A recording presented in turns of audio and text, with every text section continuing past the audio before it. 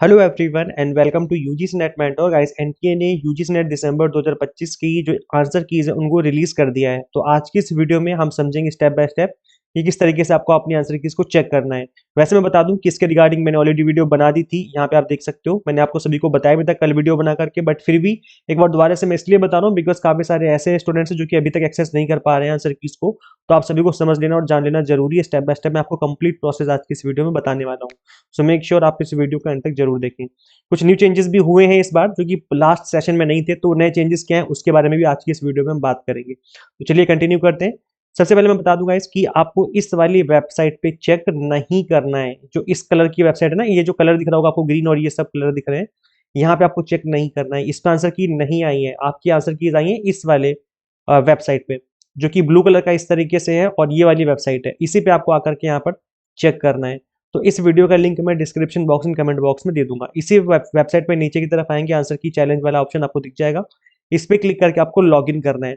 इससे पहले हम लॉगिन करें, मैं आपको बता दूं कि जो अभी नोटिस आया है इसमें जो डेट मेंशन है चैलेंज की वो 14 जनवरी से लेकर के 17 जनवरी रात को 11:50 तक आप लोग चेक कर पाएंगे। उसके बाद आप लोग आंसर की इसको चेक नहीं कर पाएंगे, तो इस डेट से पहले पहले कर लेना। इसके अलावा आपको अपना जो क्वेश्चन पेपर जो रिस्पॉन्स शीट है उसको भी एज ए पीडीएफ सेव कर लेना है। अगर आप सेव नहीं करेंगे तो उसके बाद आप इसको एक्सेस नहीं कर पाएंगे, तो इसलिए अपने क्वेश्चन पेपर को जरूर सेव कर लें, ठीक है।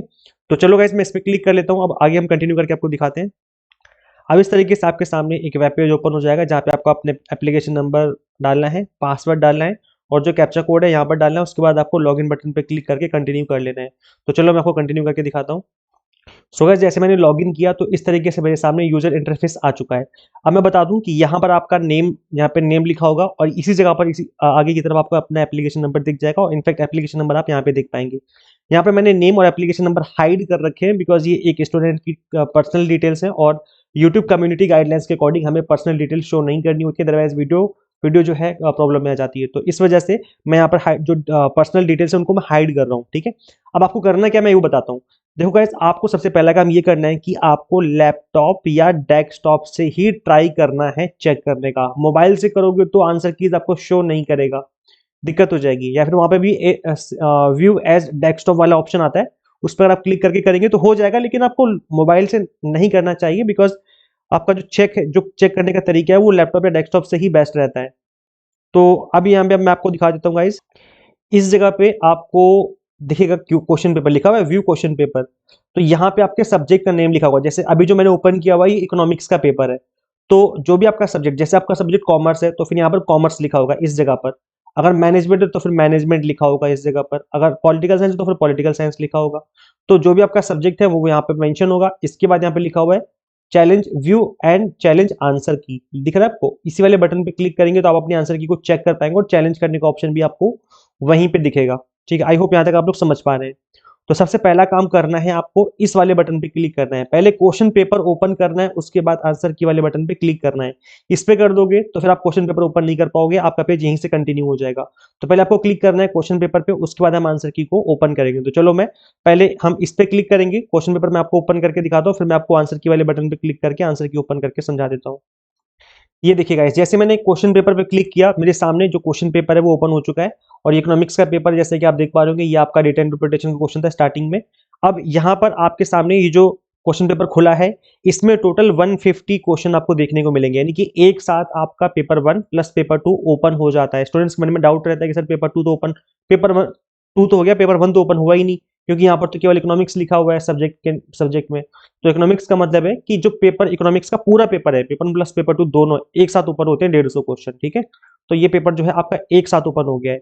अब देखो यहाँ पर आपके सामने दिख रहा होगा ये जो क्वेश्चन आपके सामने है। अब यहाँ पे देखो हम मैच कैसे करेंगे, क्वेश्चन आईडी से मैच करेंगे। यहाँ पर क्वेश्चन आईडी मेंशन है और आपने ऑप्शन चूज किया नंबर 4, यानी कि जिनको ऑप्शन आईडी आपने ये वाला चूज किया है, ये आपके अकॉर्डिंग ये क्वेश्चन सही है।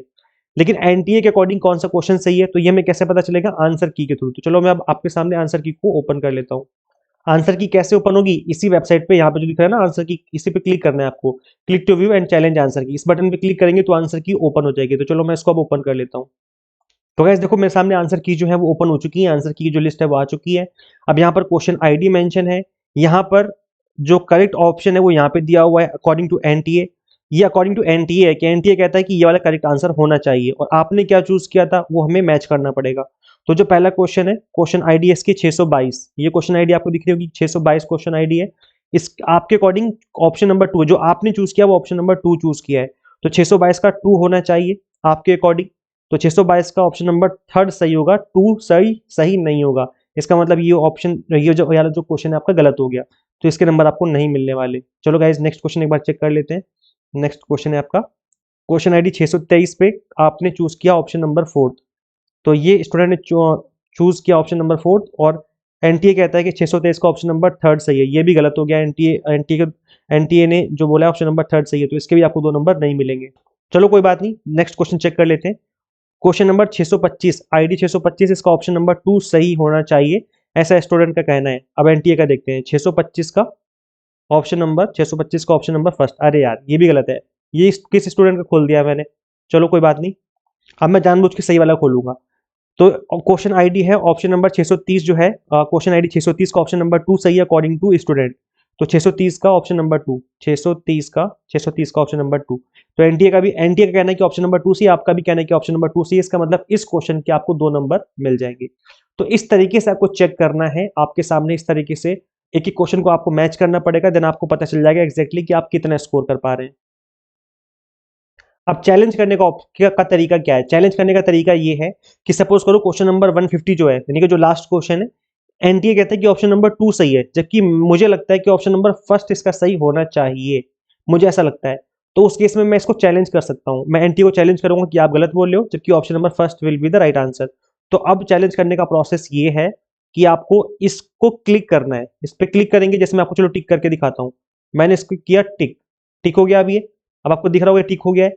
अब यहाँ पे देखो दिख रहा होगा सेव योर क्लेम्स, मैं इस पर क्लिक करूंगा, आगे मेरा जो ऑप्शन है वो प्रोसीड हो जाएगा, यानी कि ऑप्शन नंबर फर्स्ट इसका सही हो आगे प्रोसीड हो जाएगा। फिर वहां पे मुझसे एविडेंस मांगा जाएगा कि क्या एविडेंस है। तो आप मेरे पास या तो जेपीजी यानी कि इमेज अपलोड कर सकते हैं, फिर पीडीएफ में अपलोड कर सकता हूँ, यानी कोई कोई क्वेश्चन इसका मतलब इसके रिस्पॉन्स में मुझे कोई ना कोई एविडेंस देना पड़ेगा कि ये ऑप्शन गलत क्यों है, ये ऑप्शन सही क्यों है। तो किसी बुक की कटिंग हो सकती है या फिर कोई एनी अदर प्रूफ आपके पास है, तो वो आपको सेव एज पीडीएफ करके आप लगा सकते हो। याद रखिए गूगल एक्सेप्टेबल नहीं होगा, गूगल पे सर्च करके अगर कुछ लगाओगे तो एक्सेप्टेबल नहीं है। कोई बुक है, कोई कटिंग है इस तरीके से, तो आप उसको लगा सकते हो। इनफैक्ट अगर आपको लगता है गूगल सही है तो आप गूगल का भी लगा सकते हो, वो चीजें बाद में वेरीफाई कर ली जाएंगी। उसके बाद आपने जब एविडेंस को अपलोड कर दोगे पीडीएफ या जेपीजी जो भी फॉर्मेट होगा, उसके बाद आपको फी पेमेंट करनी पड़ेगी। एक क्वेश्चन को चैलेंज करने के 200 रुपए लगते हैं, अगर आपने 2 क्वेश्चन चैलेंज किए तो 400 रुपए लगेंगे। तो वहां पर फी पेमेंट का आपको ऑप्शन दिख जाएगा, जैसे आप फी पर पे करोगे आपका जो ऑप्शन है वो, यानी कि जो क्वेश्चन है वो चैलेंज हो जाएगा। तो ये तरीका है चैलेंज करने का। आई होप आपको समझ में आ गया है, बहुत ईजी तरीका है, ऐसा कुछ भी नहीं जिसको कि आप समझ ना पाए हो। अब इन 150 क्वेश्चन में आप अपना चेक करिए कि आपका कितना स्कोर बन रहा है, और कमेंट में बताइए कि आप कितना स्कोर कर पा रहे हैं। अगर आपका स्कोर मतलब आउट ऑफ 150 मतलब 300 नंबर का पेपर हो गया, 300 में से अगर आपका 200 से कम स्कोर हो रहा है, तो चांसेस हैं कि नेट ही हो पाए, मतलब 180 से 200 के बीच में अगर हो रहा है तो चांस है कि नेट हो जाएगा। और अगर इससे भी 180 से भी कम स्कोर है तो फिर आप पढ़ना स्टार्ट कर दो दोबारा से, क्योंकि इससे कम स्कोर होने पे चांसेस कम ही है कि आपका नेट पास हो पाएगा, क्लियर क्रैक हो पाएगा। तो उस केस में आप पढ़ना स्टार्ट कर दो जून 2026 के लिए। अभी से पढ़ना स्टार्ट करोगे तो बेस्ट रहेगा, बिकॉज होता क्या है, एस्पिरेंट्स ये गलती करते हैं कि लास्ट टाइम पे पढ़ना चालू करते हैं जब एग्जाम में 1-2 महीने बचते हैं, फिर सिलेबस फिनिश नहीं होता है, ना रिवीजन कर पाते हो, फिर एग्जाम क्रैक होना मुश्किल हो जाता है। तो इसलिए अभी से पढ़ना स्टार्ट करो, अभी से पढ़ोगे तो टाइम से आपका सिलेबस फिनिश होगा, रिवीजन का टाइम मिलेगा, प्लस पीवाईक्यूज प्रैक्टिस करने का टाइम मिलेगा। और जब आप इतना कुछ कर लेंगे तो एग्जाम क्रैक होने के चांसेस बहुत हाई हो जाएंगे। तो इस बात पे ध्यान दीजिए और अभी से पढ़ना स्टार्ट करिए। हमने भी आप सभी के लिए एग्जाम टारगेटेड कोर्सेज अवेलेबल करवा दी हैं। अभी मकर संक्रांति ऑफर चला है तो आप इसको अवेल कर सकते हैं। फ्लैट 10% डिस्काउंट चल रहा है सभी कोर्सेज पे। तो मकर 10 कूपन कोड अप्लाई करने पे जो आपकी फीस है वो भी 10% से रिड्यूस हो जाएगी। अब क्या कुछ अवेलेबल करवाते हैं मैं आपको ये भी बता दूं। हम गाइज आपको एग्जाम टारगेटेड प्रिपरेशन करवाते हैं पेपर 1 की, commerce management and political science की। यहाँ पर कंप्लीट कंटेंट आपको बायलिंगुअल मिल जाता है, 100 mock test and PDF notes मिल जाते हैं, जिसके थ्रू आप मल्टीपल टाइम रिवीजन और प्रैक्टिस कर सकते हैं। जून और दिसंबर 2026 के लिए हमने एग्जाम टारगेटेड कोर्सेज आपको अवेलेबल करवा दिए हैं।